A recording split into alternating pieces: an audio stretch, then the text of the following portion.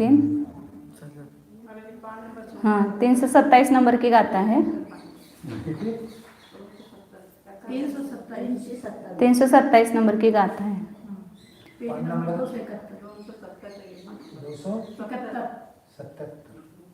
आयाम कदी मुहदल हे नाम वास अद्धवगजुदा विगुणा वेहेण हदा संखावत्तस्य खेत्तफलम।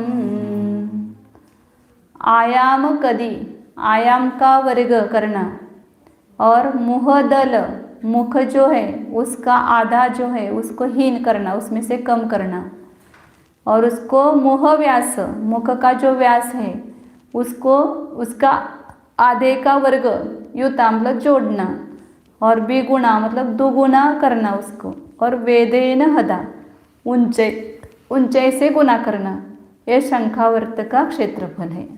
शंख का क्या क्या किया, हे शंख दाखव।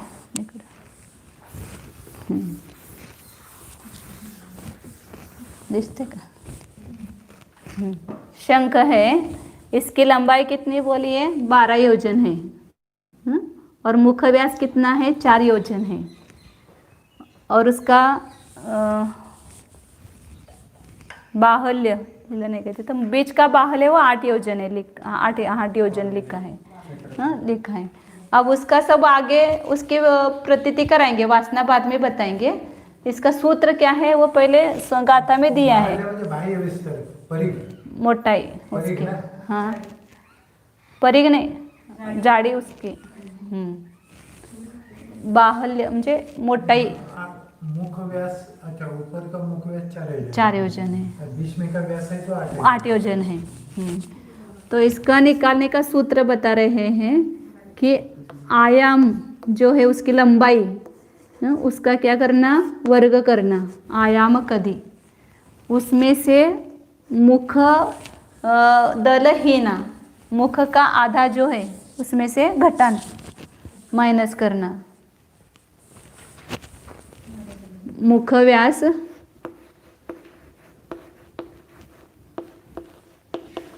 का आधा इसमें से माइनस करना आयाम के वर्ग में से, और इसमें पुनः क्या जोड़ना, अद्धवग्ग जुदा, मुख व्यास का जो आधा है उसका वर्ग को जोड़ना।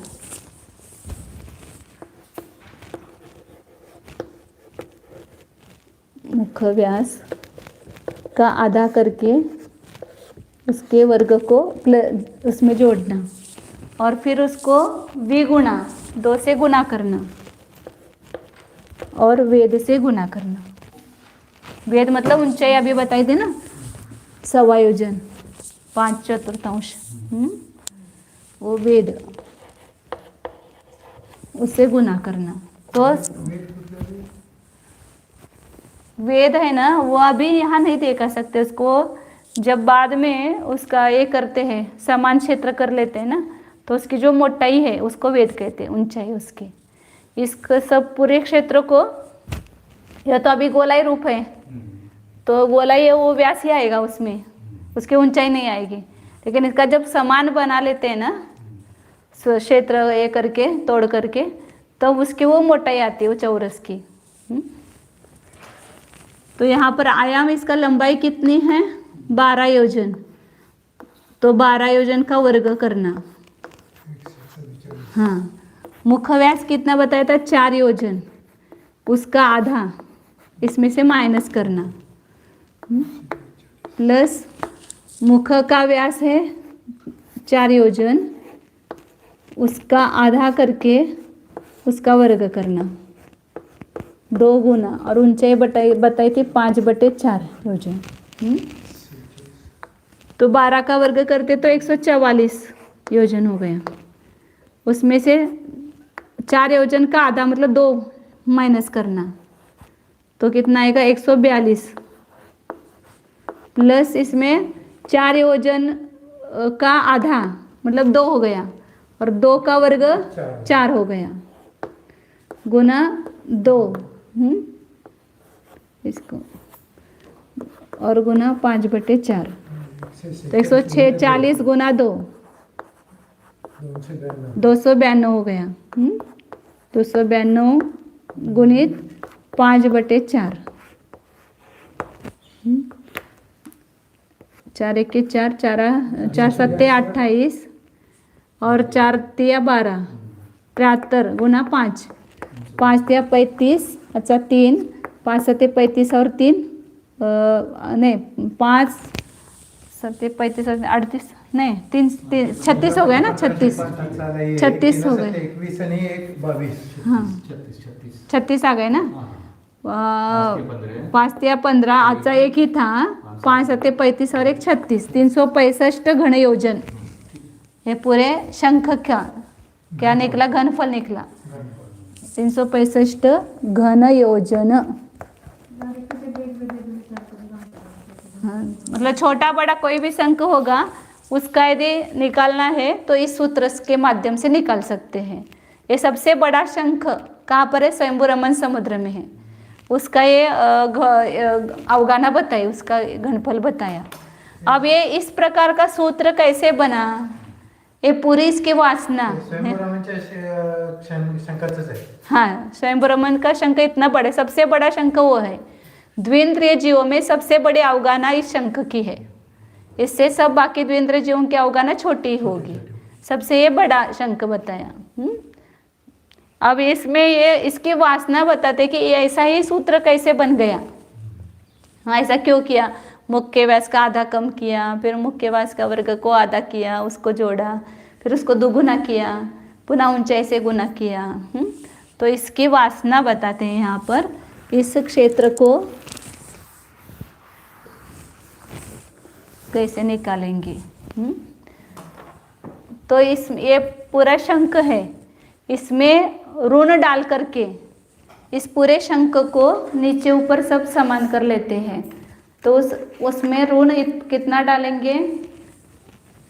2 भुजा 2 कोटि और वेद 5/4 समायोजन, इतना उसमें डालते हैं ऋण। तो पूरा ये शंख कैसा बनता है? मृदंग के आकार बनता है।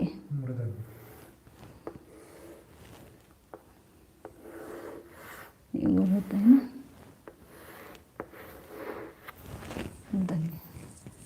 अब वो ऋण डालने पर कैसा बनता है अपने को पता नहीं, लेकिन उतना आचरण का कि उतना ऋण डालो उसमें। ऊपर उन्होंने दिखाया है वहां पर, तो मुझे लगता है कि 4 मुख के व्यास के ऊपर छोटा छोटा होता गया ना, उतना मुख डालेंगे तो वह ऊपर से 4 होगा और ऐसा तिरछा हो जाएगा। और वो बीच में हाँ, तो अभी यहाँ पर ये, लेकिन वो पूरा नहीं है ना, उसकी टोपी जो वो आगे कम कम कम होती जाती है। तो यहाँ पर ये व्यास कितना हुआ? जब मृदंगाकार किया तो ये 4 योजन हो गया, और ये बीच का कितना है? 8 योजन है व्यास। 8 योजन। और यहाँ पर ये कितना है? ये भी 4 योजन है। इसका दुगुना किया, डबल किया। हाँ, नीचे ऊपर समान करके उसको ऐसा मृदंगाकार बनाए। कितना ऋण डाला? इतना ऋण अभी अपने को याद रखना है। ये इतना क्षेत्र डाला है उसमें।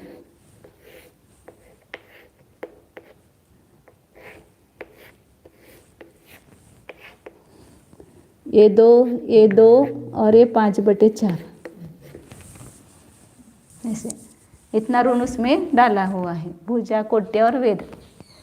अब इसको प्रथम ऋण बोलेंगे, इसको बाद में माइनस करेंगे उसमें से। तो ये पूरा ये शंख इतना बन गया। ऊपर 4 योजन, बीच में 8 योजन और नीचे 4 योजन। अब इसको बीच में से काट दो। ये वो 8 योजन के जहाँ पर है वहाँ पर से करो, तो ये 2 अर्ध मृदंग हो गए।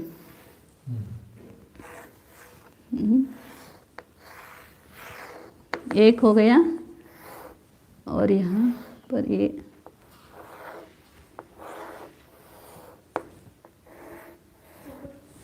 2 हो गए, इधर का और इधर का 2। इसका नीचे का व्यास कितना है? 8 योजन। ये गोल है पूरा। गुड़ होता है ना, गुड़ की जो 1 किलो की ढेप होती है भेलिया, वो नीचे छोटी होती है और ऊपर बड़ी होती है। ऐसे यहाँ पर ये पूरे गोल आकार वाले दो क्षेत्र बन गए। ये 8 योजन नीचे है, 4 योजन ऊपर है। ये 8 योजन है और ये यहाँ पर ऊपर 4 योजन है। अब इन दोनों क्षेत्रों में से एक आधे क्षेत्र का अपन घनफल निकालेंगे, फिर उसको दोगुना करेंगे तो पूरा आ जाएगा। अब यहाँ पर इसमें से एक क्षेत्र ले लो, आधा क्षेत्र नहीं, पहले दो बराबर है, एक आधा ले लो, फिर उसका पहले घनफल निकालेंगे। तो उसके पहले यहाँ पर परिधि निकालना है, सूक्ष्म परिधि। ये है, ये गोला है ना, वो 8 योजन का है और ये 4 योजन का है, ये पूरा गोल है। तो उसकी परिधि, तो 4 योजन की परिधि कितनी होगी? तो यहाँ पर अपन जो पहले परिधि का क्षेत्र सूत्र, हाँ 22 और उसका 10, वो उसमें लौकिक में सूत्र है, हाँ बराबर है। व्यास का वर्ग, ये इसको बोलते हैं मुख, इसको मुख बोलते हैं, इसको भूमि बोलते हैं। मुख की परिधि निकालेंगे पहले, सूक्ष्म परिधि। तो व्यास का वर्ग, जो आचार्य ने दिए हुए सूत्र, वो व्यास का वर्ग गुणित 10 और इसका वर्गमूल ग्रहण करना, तो सूक्ष्म परिधि आती है बराबर सूक्ष्म परिधि।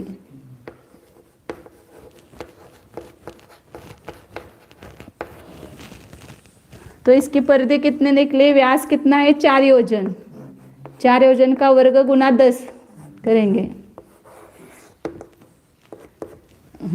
तो 4 योजन का वर्ग कितना होगा? 4 गुणित 4 16, 16 गुणित 10 160 हो गए। 160 वर्ग योजन हो गए। इसका क्या लेना? वर्गमूल लेना है। इसका वर्गमूल निकालो। अभी कुछ देखना ही नहीं, अपन सब अपने मन से करेंगे गणित। तो वर्गमूल कैसे निकालेंगे? ये 2 लिया और 1 का ग्रुप लिया। इस 1 का कौन सा वर्गमूल इसमें से जाएगा? 1 ही जाएगा। 1 का ही वर्गमूल का भाग देंगे इसमें। 1 का वर्गमूल 1 ही आता है। तो 1 प्लस क्या करेंगे? 1, ये 2 हो गए, इधर 1 आ गया। अब इसमें 1 में से 1 माइनस गया, 6 रो, ऊपर से एकदम एक साथ दोनों लेना, 60 लिया। अब 60 में कितने यहाँ पर अंक लिखेंगे तब 60 का भाग जाएगा? हाँ, तो 2 का जाएगा। क्योंकि अगर 23 लिखेंगे समझो, तो 23 या 69 हो गया, इसलिए 22 दूनी 44, 22 यहाँ ले लो, 22 दूनी, जितना लिखता है ना यहाँ पर उतने का ही भाग देना, गुना करना पड़ता है। इसलिए 22 गुना 2 कितना होगा? 44। यहाँ शेष कितना बचा? 16। 22 में पुनः 2 का भाग दे, इसलिए 2 मिलाना, तो यहाँ कितना हो गया? 24। तो ये 12 है और ये 24 है और यहाँ पर 16 शेष बचा है।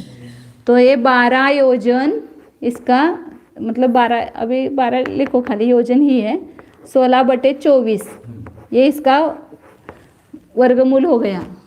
तो 16 को भाग दिया 8 का, 8 दूनी 16, 8 तिया 24, यानी 12 योजन और 2/3 क्या हो गई? इसकी परिधि, मतलब ये संपूर्ण गोलाई भाग, इसका कितना क्षेत्र आएगा? तो ये 12 योजन और 2/3 आएगा। इसकी परिधि निकली। ऊपर की परिधि यहाँ लिख के रखती हूँ, 12 गुण 2/3 परिधि। अब इसके नीचे की परिधि निकालो, ये गोल। वहाँ पर कितना है? वो भूमि कितनी योजन की है? उसका व्यास 8 योजन है। तो व्यास का वर्ग किया, 8 का वर्ग गुणित 10, 8 का वर्ग कितना है? 64, 64 गुणा 10 640 वर्ग योजन लेना यहाँ पर। अब 640 का वर्गमूल निकालो, 40। यहाँ पर भी 2 करेंगे। अब 2, 6 में से कौन सा किसका वर्ग जाएगा? 2 का जाएगा ना, 2 का वर्ग 4 है, तो 2 का भाग दिया, 2 का वर्ग 4 का माइनस किया, यहाँ पर 2 लिखा, 2 में 2 प्लस किया तो 4 हुआ। और यहाँ पर कितना शेष रहा? 2। 2 के ऊपर के 2 संख्या ली, 40, 240। अब इसमें कितने का भाग जाएगा? 240 में कितना लिखना है यहाँ पर? 5 का जाएगा, 45 पाँचा 235। 45 पंचे 235। इससे जितना ज़्यादा तक जा सकता है उतना लेना ना। यहाँ पर 45 में 5 जोड़ना, यहाँ पर 50 हो गया, और यहाँ पर 25, ये 25 अरे 50। यहाँ पर कितना शेष रहा? 5 शेष रहा। गलत हो गया क्या? गड़बड़ हो गया। 225, वो 225 लेना है, 225 आएगा, बराबर 225 आएगा, 15 बचना चाहिए। 15 तो 15 रह गया, तो 25 योजन और 15/50। तो इसमें इसका भाग दे दो, 5 का, 5 दिया 15, 5 10, 3/10। मेरा कुछ गलत हो गया क्या? देखना पड़ेगा। 3/10। इन्होंने क्या किया है, इसको 5 न लेकर के वो समान वो निकालने, 4 भाग करने ना, इसलिए यहाँ पर 5 का भाग ले करके उन्होंने 24 लिया, तो ऊपर ज़्यादा बचता है, मतलब 1 पूरा बचता है। हाँ 24 कर लिया, तो यहाँ पर मतलब वो 25 की जगह उन्होंने 24 लिया है। नहीं जाता है, लेकिन वो समान 4 भाग करने हैं ना, इसलिए 24 में वो समान भाग कर सकते, इसलिए वो लिया है। बाद में ऐसे लिया तो भी चलेगा ऐसे। नहीं वही करो ना। हाँ उन्होंने जो किया है वो करेंगे, लेकिन वो आता है ऐसे।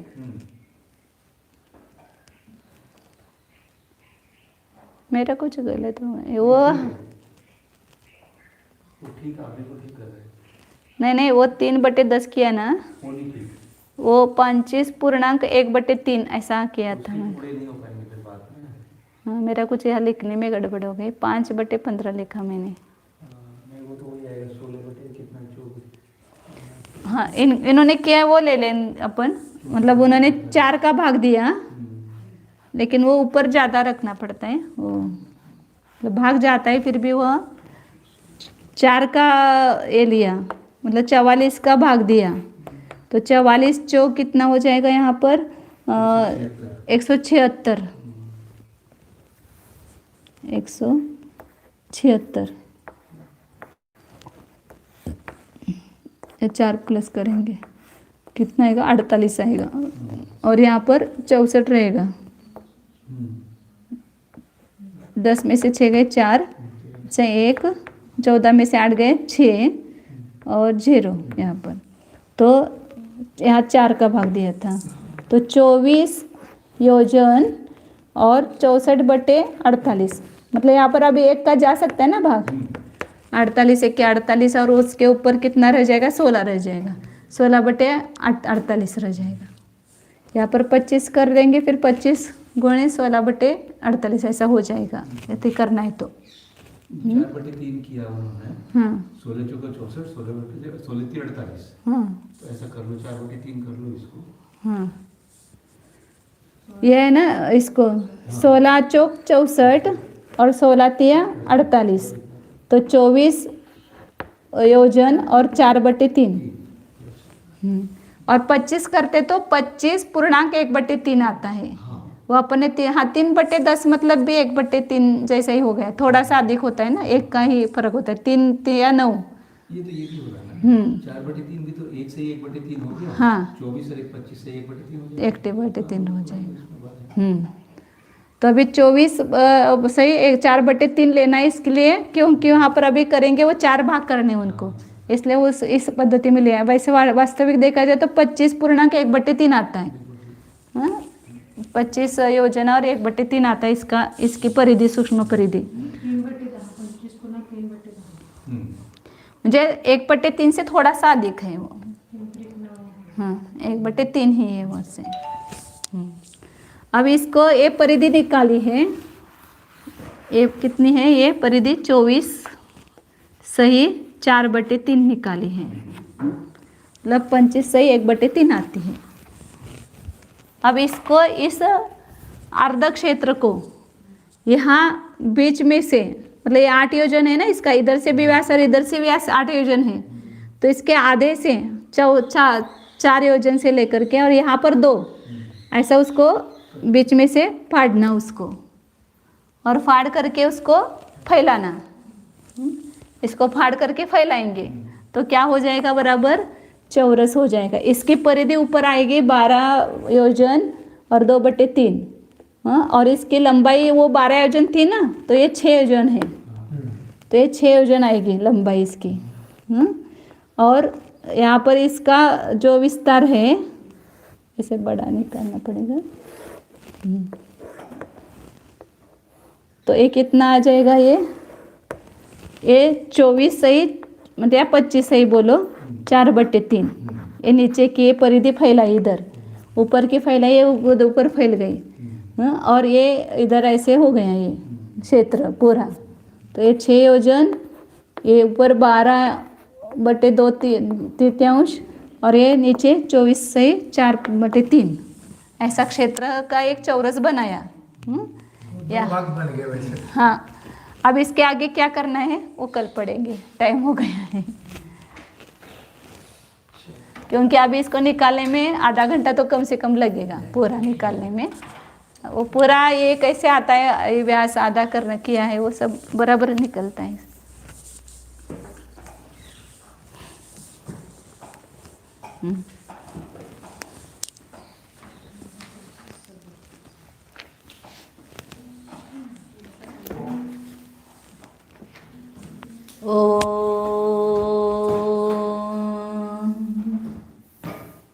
जानिए यह मैं शुद्ध चैतन्यमय जीव ही हूँ।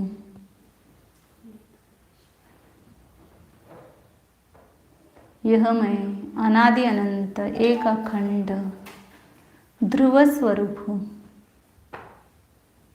जानिए सबको जानने वाला, देखने वाला मैं हूँ। मैं कुछ करने वाला नहीं हूँ, जो है उसको जान रहा हूँ।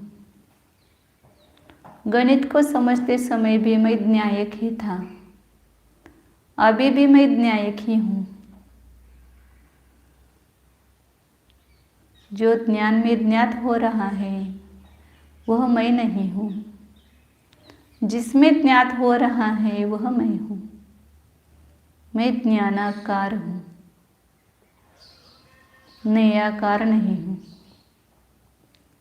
ये मेरी ज्ञान मूर्ति शुद्ध स्वच्छ है, प्रकाशमान है। इसमें स्वपर पदार्थ के आकार प्रकाशित हो रहे हैं। तो इन सब नए आकारों में जो एक ज्ञानाकार है, उस ज्ञानाकार को देखिए। कुछ भी उस पर प्रकट हो वह तो वही का वही है।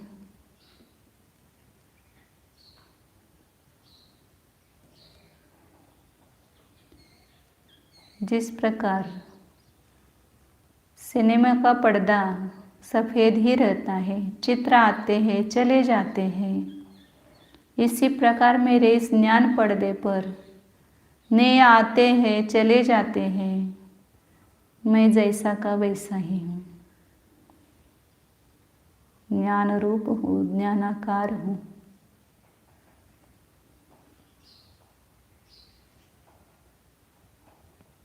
उस ज्ञान का अनुभव कीजिए।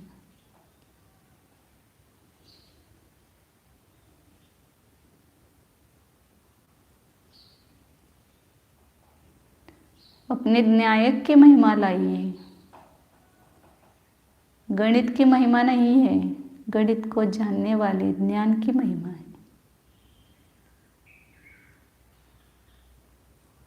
ज्ञानाकार स्वरूप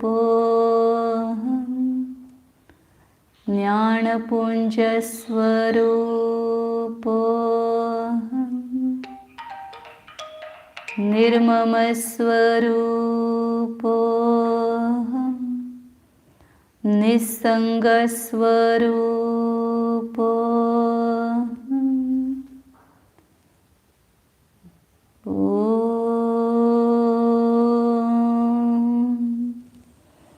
शुद्धोऽहम् एकोऽहम् ध्रुवोऽहम् ॐ